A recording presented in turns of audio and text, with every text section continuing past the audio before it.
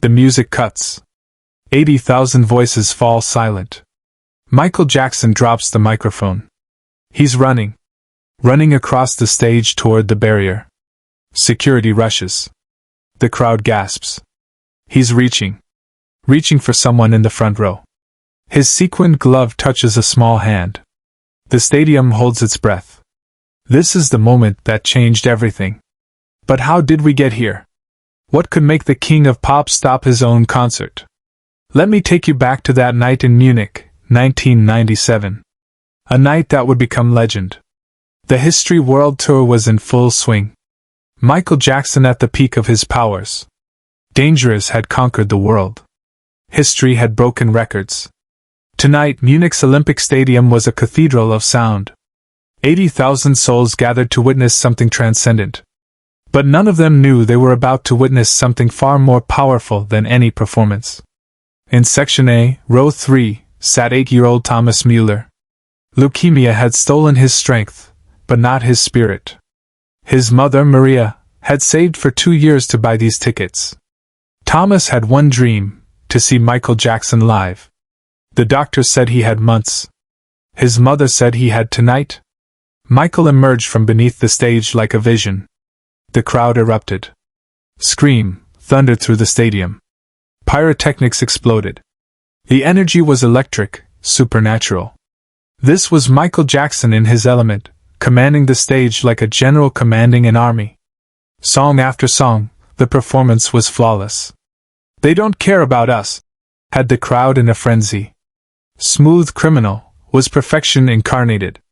But something was different tonight. Michael's eyes kept searching, scanning, looking for something. Or someone. During a song. It happened. Michael was at the front of the stage, pouring his soul into the lyrics about healing the world. His eyes swept across the front rows and suddenly stopped. There, in row 3, was Thomas. Pale, thin, but smiling with pure joy. Tears streaming down his face. Not from sadness, but from overwhelming happiness. Michael Jackson stopped singing mid-sentence. The orchestra continued for 3 more beats before trailing into silence. 80,000 people held their breath. Security moved toward the stage, unsure what was happening. The band looked confused. Michael's backup dancers froze. This wasn't in the script. This wasn't rehearsed. This was Michael Jackson breaking every rule of show business. He walked to the edge of the stage and pointed directly at Thomas. "You," he said into the microphone, his voice echoing through the stadium. "The young man in the white shirt. Come here." Thomas looked around, sure this couldn't be happening to him. His mother squeezed his hand. "Go," she whispered. "Go." What happened next broke every protocol. Michael Jackson, the most famous entertainer on earth, climbed down from the stage. He walked directly to Thomas and without a word, without ceremony, he wrapped his arms around the boy and held him. The stadium erupted. Not in cheers, but in something deeper. A collective gasp that turned into sobs. 80,000 people watched as the king of pop became simply a man comforting a child. Michael whispered something in Thomas's ear. The boy nodded, tears flowing freely. Then Michael did something that defied every rule of concert production. He took off his fedora, the iconic hat that was part of his mystique, and placed it on Thomas's head. But what Michael Jackson did next shocked everyone, including his own production team. He lifted Thomas and carried him onto the stage. The boy who could barely walk was now standing in front of 80,000 people, wearing Michael Jackson's hat, holding Michael Jackson's hand. "This is Thomas," Michael announced to the crowd. "He's been very sick, but look at his spirit. Look at his courage.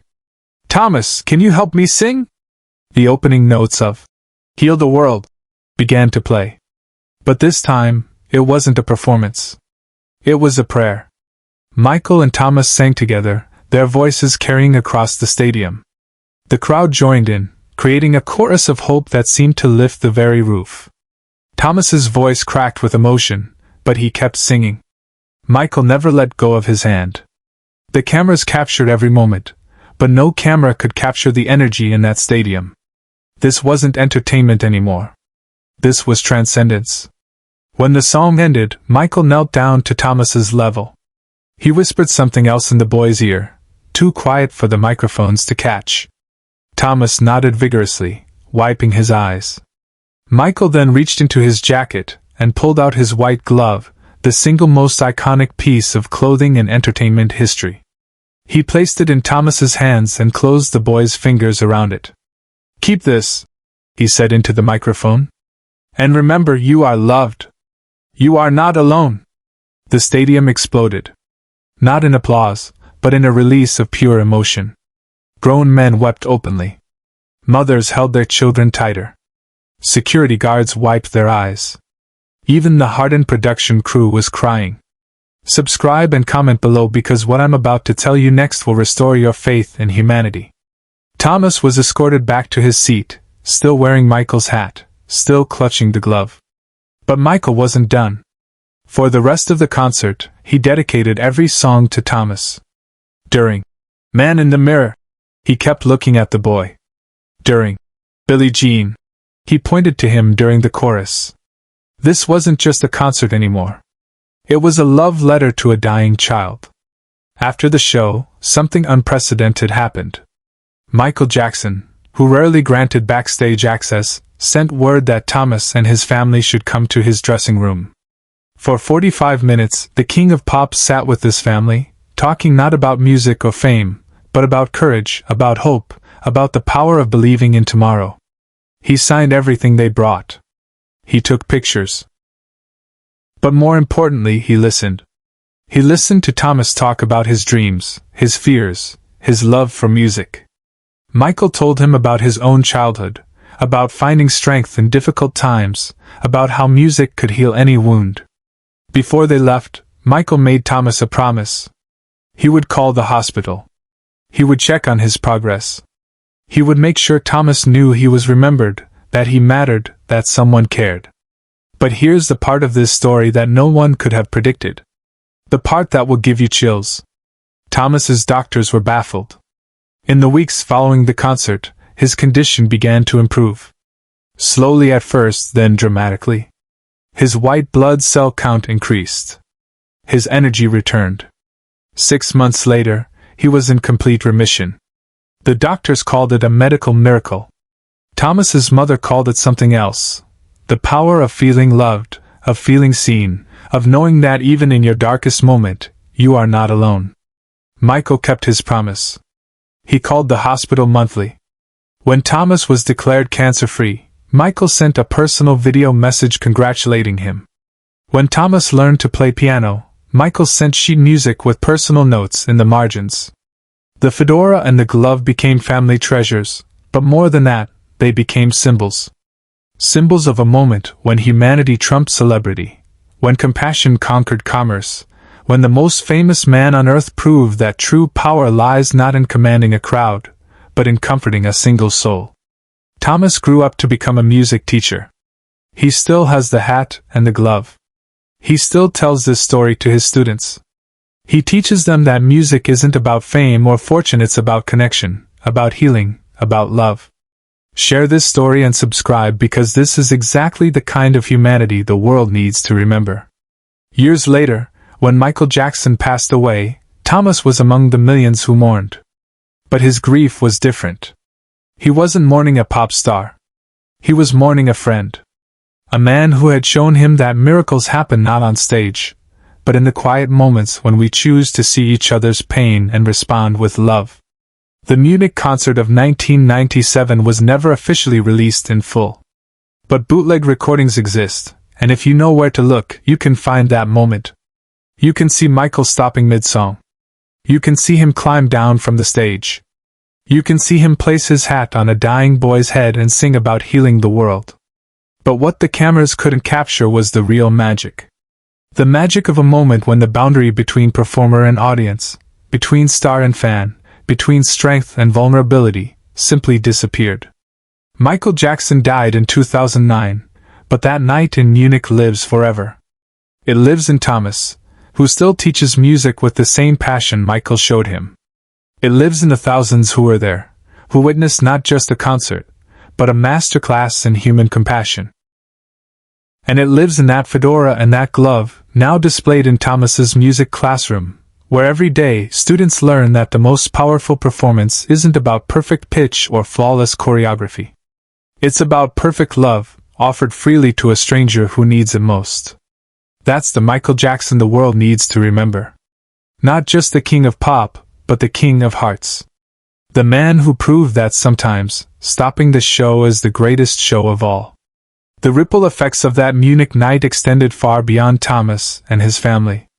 Other families who had been at the concert began reaching out to Michael's team, sharing their own stories of struggle, of children fighting illness, of dreams that seemed impossible. Michael's assistant, Frank Caschio, later revealed that the Munich concert changed Michael's approach to touring entirely. After Munich, Michael started looking for them. Caschio remembered. In every city, at every show, he would scan the crowd during the first few songs. He was looking for the person who needed that moment the most. In Berlin, 3 nights later, Michael spotted a teenage girl in a wheelchair. He dedicated, "You are not alone," to her and had security bring her backstage after the show. In Vienna, he noticed an elderly man in the front row crying during Man in the Mirror. It turned out the man's grandson had died in a car accident the week before. Michael invited him on stage during the encore. The production team initially worried about these spontaneous moments disrupting the carefully choreographed show. But concert promoters began to notice something remarkable. Ticket sales for the History Tour weren't just strong, they were unprecedented. Word was spreading that a Michael Jackson concert wasn't just entertainment, it was a spiritual experience where anything could happen. Dr. Sarah Wellington, a child psychologist who studied the impact of celebrity interactions on terminally ill children, later wrote about the Munich incident in her research. "What Michael Jackson did that night wasn't just kind," she observed. "It was therapeutic. Children facing life-threatening illnesses often feel invisible, forgotten by a world that's moving too fast to notice their struggle. When the most visible person on earth stops everything to see them, to acknowledge them, it has profound psychological effects." The medical community took notice too. Hospitals across Europe began requesting Michael's concert footage to show to young patients. The Munich performance, specifically the moment with Thomas, became part of music therapy programs in children's hospitals worldwide. But perhaps the most profound impact was on Michael himself. Those close to him noticed a shift after Munich.